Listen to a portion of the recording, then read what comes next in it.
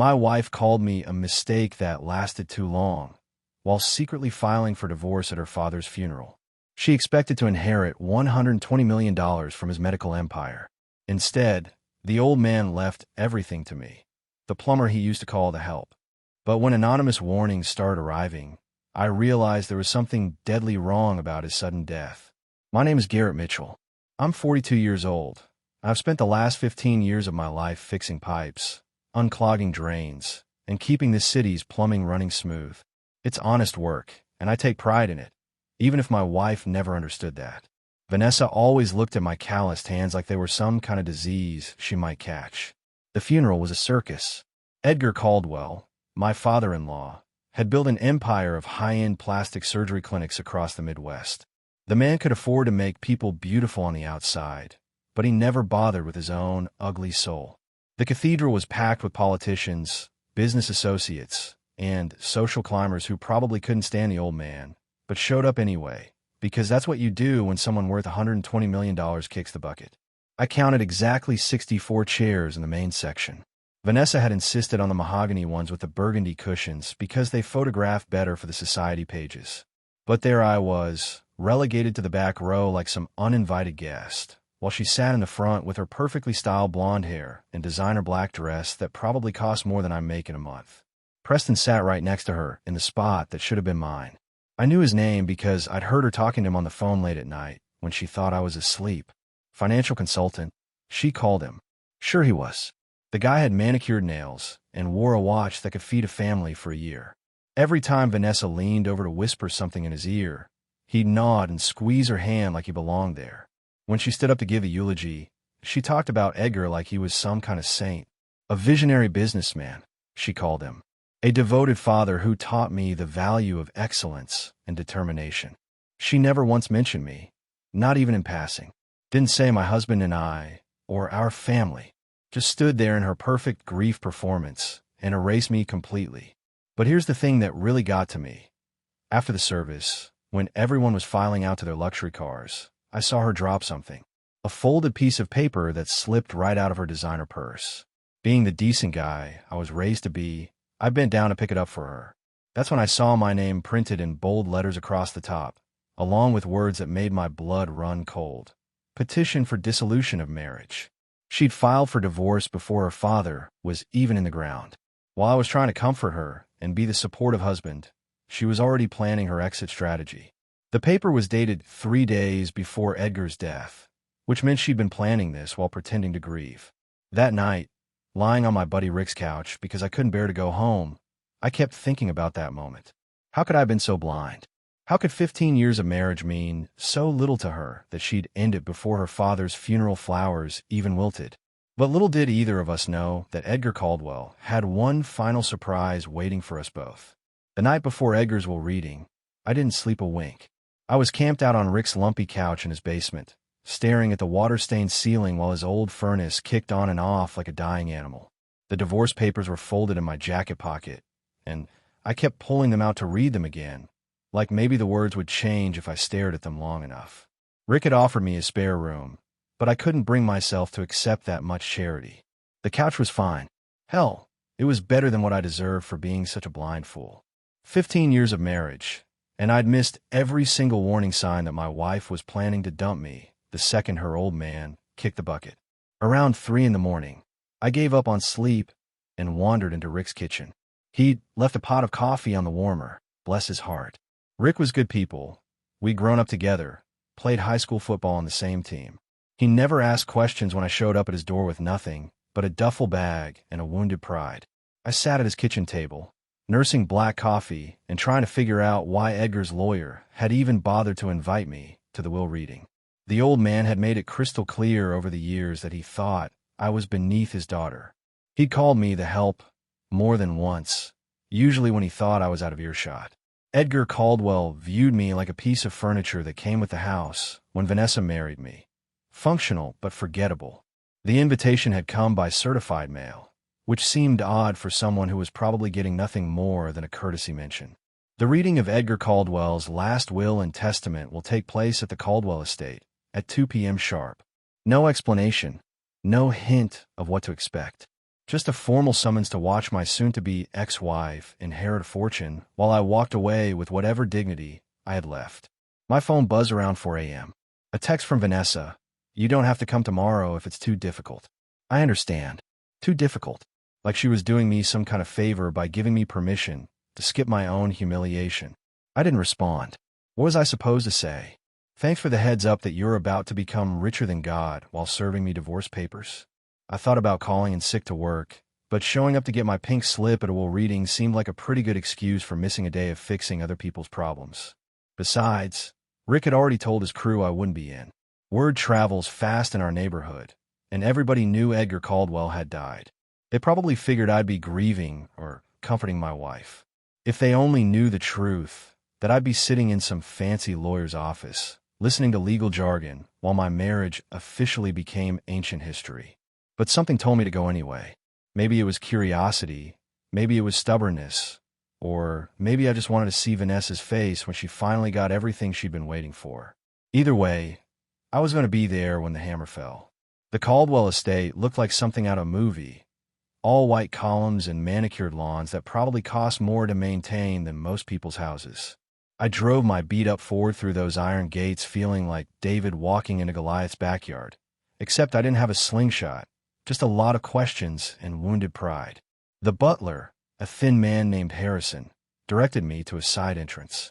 Of course, couldn't have the hired help walking through the front door where the important people might see him. The library where they held the reading was all dark wood and leather-bound books that nobody probably ever read.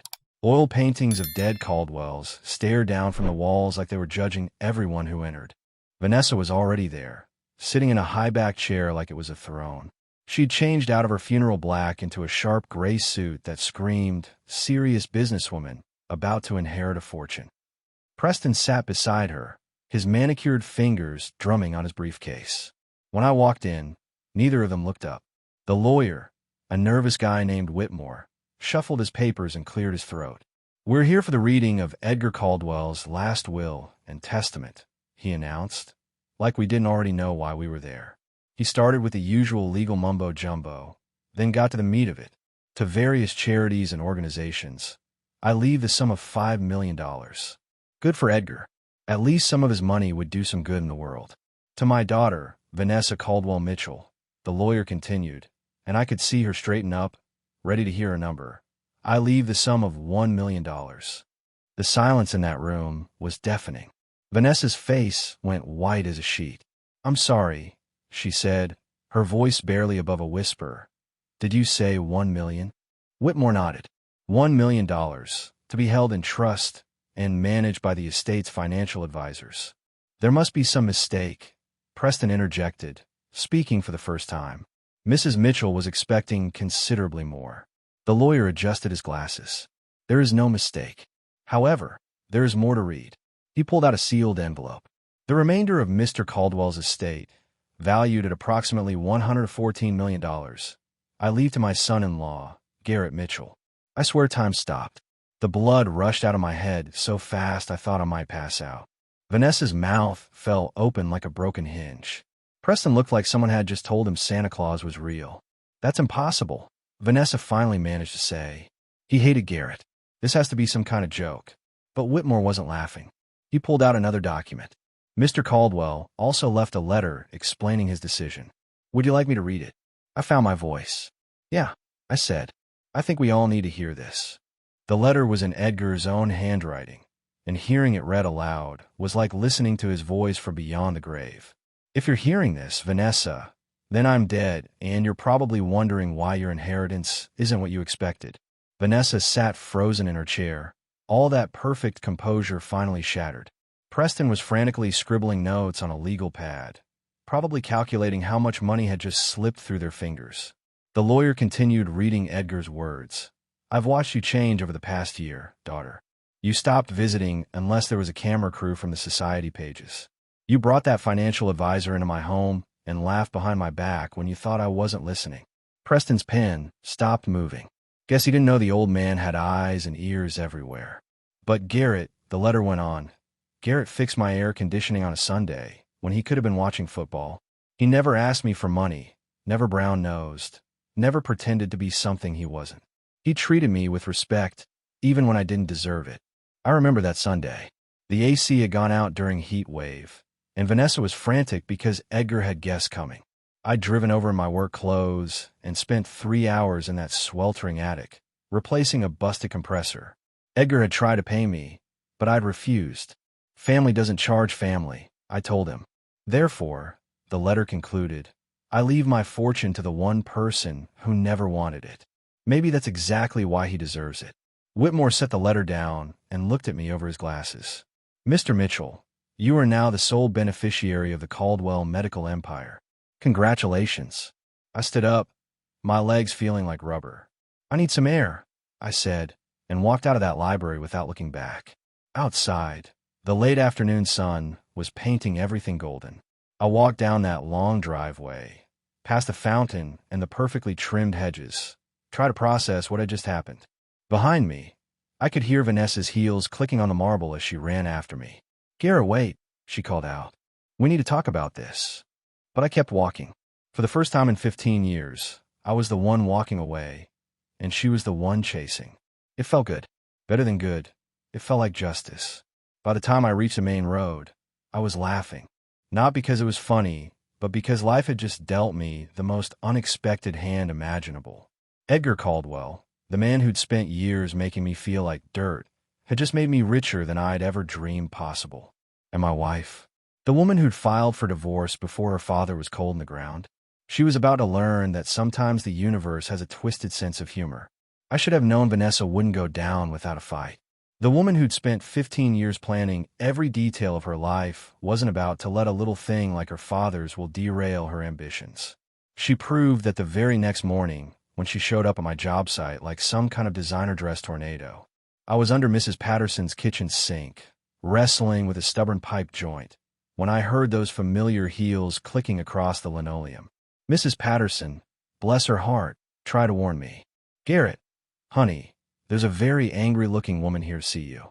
I slid out from under the sink to find Vanessa standing in the doorway, wearing a sharp business suit and an expression that could have frozen hell over. She looked completely out of place in Mrs. Patterson's modest kitchen, like a shark that had somehow ended up in a goldfish bowl. We need to talk, Vanessa announced, not bothering with pleasantries. Mrs. Patterson took one look at the situation and made herself scarce. Smart woman. I'm working, I said, getting back under the sink. Make an appointment with my secretary. Don't be ridiculous, Garrett. You don't have a secretary. Well, I can afford one now, can't I? That seemed to hit a nerve. She crouched down next to the sink, trying to make eye contact. Look, I know you're upset about the divorce papers, but that was filed before Daddy died. Things are different now. I stopped what I was doing and stared at her. Different how? Because now I've got money you want. Vanessa's mask slipped for just a second, showing the desperation underneath. You don't understand what you're dealing with. Managing Daddy's empire isn't like fixing pipes. You'll lose everything within a year. I crawled out from under the sink and stood up, wiping my hands on my work shirt. Maybe, but it'll be my choice to lose it. Be realistic, she pressed. You're a plumber, not a businessman. Let me handle the medical clinics. I grew up in that world. You can keep a reasonable amount for yourself, and we can work out a fair arrangement. Fair arrangement? I laughed. Like the fair arrangement where you file for divorce before your father's funeral? Her jaw tightened. That was different. I was emotional, not thinking clearly. No, I said, picking up my toolbox. You were thinking very clearly. You just thought Daddy would leave everything to you, and I'd be left with nothing. Now that the shoe's on the other foot, suddenly you want to negotiate.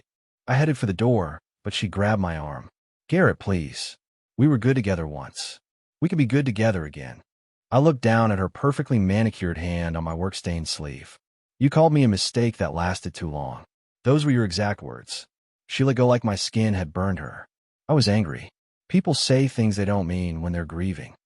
No, I said. People say what they really think when they stop pretending. 3 days later, I got a call from Whitmore asking me to come back to his office. There were additional documents I needed to review, he said. Something about the structure of the inheritance that required my immediate attention. The way he said it made my stomach knot up. In my experience, when lawyers use words like immediate attention, it usually means trouble. His office was downtown in one of those glass towers that made you feel small just walking into the lobby. The receptionist, a young woman with perfect teeth, escorted me to a conference room that was bigger than most people's apartments. Whitmore was waiting with a thick folder and an expression that suggested this wasn't going to be good news. "Mr. Mitchell," he said, gesturing to a chair across from his massive desk. "Thank you for coming in so quickly. There are some aspects of your inheritance that we need to discuss." He opened the folder and pulled out a document that looked like it had more pages than my high school yearbook. "Your father-in-law was very specific about certain conditions attached to the inheritance." "What kind of conditions?" Whitmore adjusted his glasses and flipped to a page marked with a yellow sticky note. "Specifically, there's a clause regarding your marital status. Are you familiar with the term time-lock trust?" I shook my head. "Lawyer talk isn't exactly my specialty." "It means that a significant portion of your inheritance, approximately $47 million, is held in a trust that won't be released to you for 18 months. However, there's a condition attached." The knot in my stomach was getting tighter. "What kind of condition?" "If you remarry your wife or resume cohabitation with her before the 18-month period expires, that portion of the inheritance will be forfeited to the American Cancer Society." I sat back in my chair, feeling like I'd been punched in the gut. Edgar really thought of everything, didn't he? Whitmore pulled out an envelope with my name written on it in Edgar's handwriting. "He also left you this personal note." I opened it with shaking hands. The message was short and to the point. "Garrett, I know my daughter. She'll try to worm her way back into your life now that you have what she wants. Don't let her. You deserve better than being her safety net. Use this time to figure out who you are without her manipulation. Trust me on this one. Edgar." I folded the note and slipped it into my pocket. "So if I take her back, I lose $47 million. That's correct." I thought about Vanessa's visit to the job site, her sudden change of heart about our marriage, her convenient decision that we could work things out. Edgar had played chess while the rest of us were playing checkers. "Is there anything else I need to know?" I asked. Whitmore smiled for the first time since I'd met him. "Just this. Mr. Caldwell was very fond of you, Mr. Mitchell. He wanted to make sure you had the chance to build a life on your own terms." Walking out of that office, I felt lighter than I had in years. Edgar hadn't just given me money. He'd given me freedom. Vanessa didn't give up easy. I'll give her credit for persistence, even if I couldn't give her credit for much else. 3 days after our confrontation at Mrs. Patterson's house, she showed up at Rick's place where I was still camping out on his couch. She was sitting on his front steps when I got home from work, looking like a lost puppy in designer clothing. "Garrett," she said, standing up as I approached the door, "please just give me 5 minutes." Rick's porch light flickered on, and I could see him peeking through the curtains. He'd probably been watching her sit there for who knows how long, wondering if he should call the cops or just turn the sprinklers on. 5 minutes, I said. "But we talk out here. Rick doesn't need this drama in his house." She nodded eagerly, like I'd just granted her a presidential pardon. "I've been thinking about what you said, about the things I've done wrong. You're right. I lost sight of what was important." "And what's that?" "Us," she said, reaching into her purse. "I know you don't believe me, but I never stopped loving you." She pulled out a photograph, one I recognized immediately. It was from our 2nd anniversary, a picnic by Lake Morrison.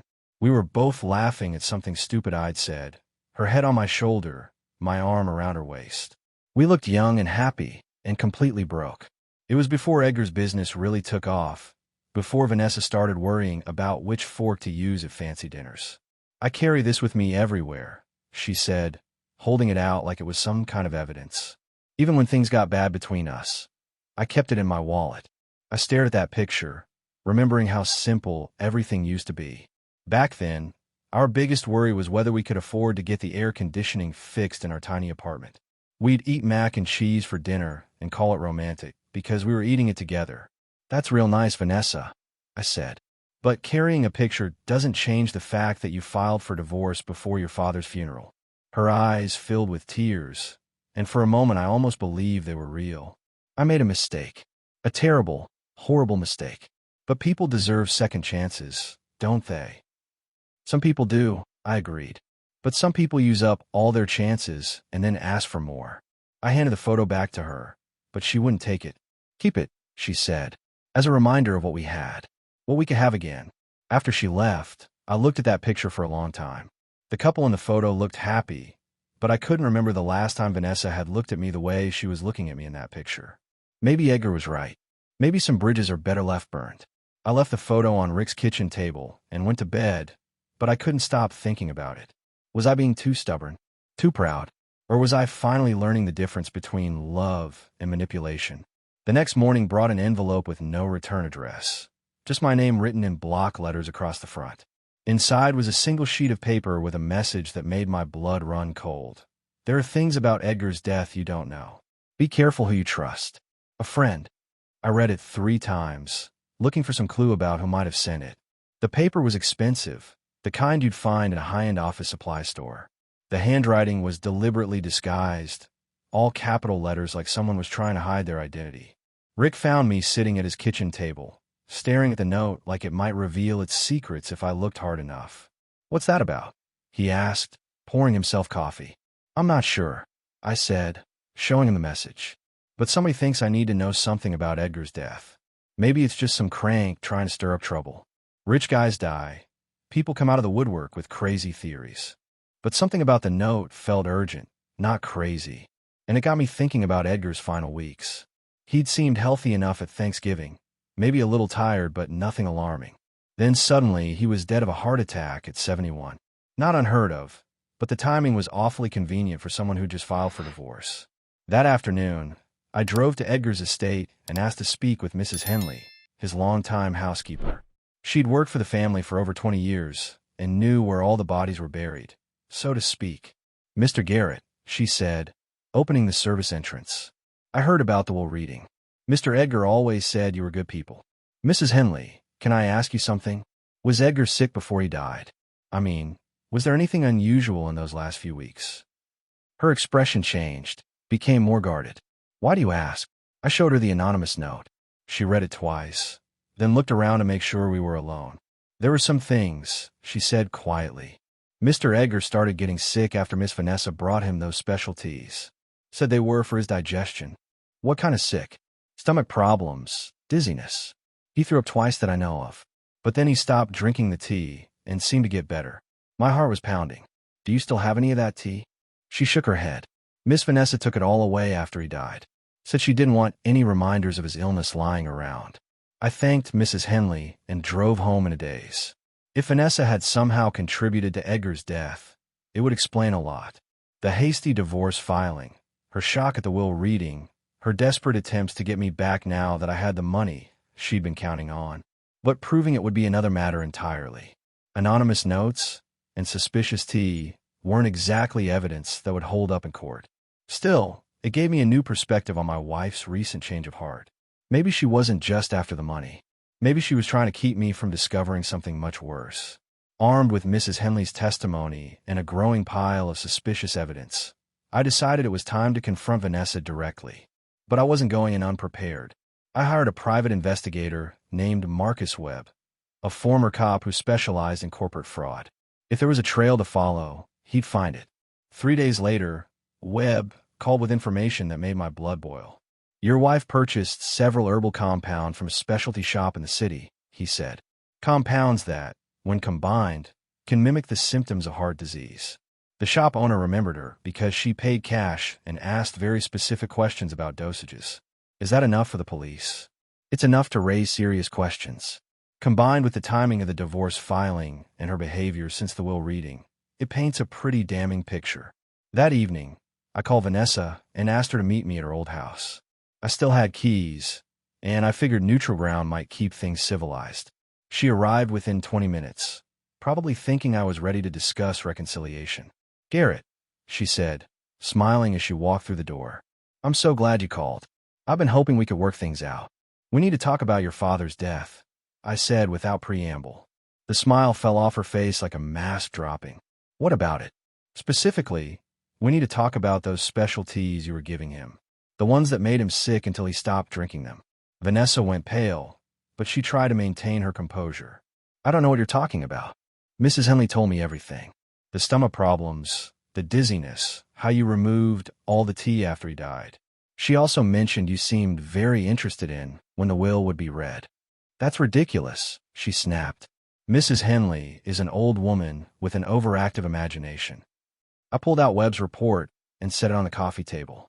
This is a record of your purchases from Harmony Health Solutions. Funny thing about paying cash, people remember you. She stared at the papers like they might burst into flames. You had me investigated. I had my suspicions investigated. Turns out they were right. For a moment, I thought she might try to deny everything. Then her shoulders sagged, and the fight went out of her. It wasn't supposed to happen like that, she said quietly. How was it supposed to happen? I just wanted him to get sick enough to update his will, to leave me everything while he was still thinking clearly. I never meant for him to die. The confession hit me like a physical blow. So you poisoned him. It wasn't poison, she protested. It was just herbs that would cause him discomfort, make him think about his mortality. But his heart was weaker than I thought. I stood up, suddenly needing distance from her. You killed your own father for money. I didn't kill him, she said, tears streaming down her face. I made a mistake. A terrible, horrible mistake. And then you filed for divorce to cover your tracks. She nodded, unable to look at me. I thought if I was already separated when he died, no one would suspect me. Looking at her sitting there, broken and defeated, I felt something I hadn't expected, pity, but not enough to forgive what she'd done. I'm turning this over to the police, I said, and the inheritance clause stays in effect. Even if I want to take you back, which I don't, I won't lose $47 million to save a murderer. 6 months later, I was sitting in a courtroom watching Vanessa plead guilty to involuntary manslaughter and attempted fraud. The prosecutor had offered her a deal, 8 years in prison in exchange for a full confession. Her lawyer advised her to take it, considering the evidence against her was overwhelming. The judge, a stern woman named Patricia Hamilton, didn't seem impressed with Vanessa's tearful apology. Mrs. Mitchell, she said, you systematically poisoned your father in an attempt to manipulate his final wishes, then try to cover your tracks by filing for divorce. Your actions resulted in his death and caused immeasurable harm to your family. Vanessa stood to receive her sentence, looking nothing like the polished society woman I'd married. Prison jumpsuits weren't exactly haute couture. 8 years in state prison, Judge Hamilton announced. You'll serve a minimum of 5 years before being eligible for parole. As they led her away in handcuffs, Vanessa looked back at me one last time. I felt nothing. No satisfaction, no anger, just a deep sense of relief that this chapter of my life was finally closing. The civil court had been less forgiving. Edgar's estate sued Vanessa for wrongful death and fraud, winning a judgment that stripped her of even the $1 million she'd inherited. That money went to various medical charities, which seemed fitting given Edgar's business. As for me, I kept my promise to use the inheritance wisely. I started a foundation that provided free plumbing services to low-income families, hired a team of young apprentices, and bought a modest house near a lake where I could fish on weekends. The money was nice, but the freedom was better. Preston, Vanessa's financial advisor and lover, disappeared after the trial. Turns out he'd been embezzling from several clients, using Vanessa's expected inheritance to cover his tracks. The FBI was still looking for him, but I figured karma would catch up with him eventually. Rick helped me move into my new place, shaking his head at the irony of it all. So let me get this straight, he said, carrying boxes from his truck. Your wife killed her father to get rich, but ended up in prison while you got everything she wanted. Pretty much. And you're using the money to help people instead of buying yachts and fancy cars. Edgar would have wanted it that way. Rick grinned. You know what the best part is? She's got 8 years to think about how badly she screwed up. I looked out at the lake, watching the sun set over the water. For the first time in years, I felt genuinely at peace. Edgar had been right. Sometimes the universe has a twisted sense of justice. Sometimes the good guys actually do win in the end. And sometimes, the best revenge is living well while your enemies live with the consequences of their choices.